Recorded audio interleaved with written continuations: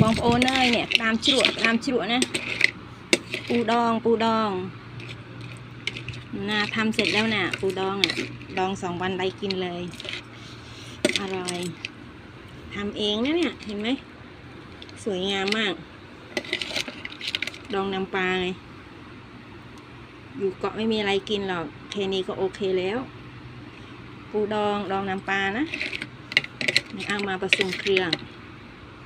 ที่นี่มันหาพริกยากมีแต่พริกลางบานนี่พริกเขียวอ่ะมันก็ไม่ค่อยอร่อยเท่าไหร่เนาะมันไม่เผ็ดอ่ะ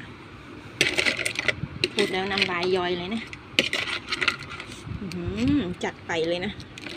อยู่เกาะล้านนี่มันไม่ค่อยมีหาของกินยากมีแต่ของทะเลนี่แหละกินเล่นๆไปดีกว่าไม่มีอะไรกินเนาะปูดองเนี่ยกระดามจิ๋วนะ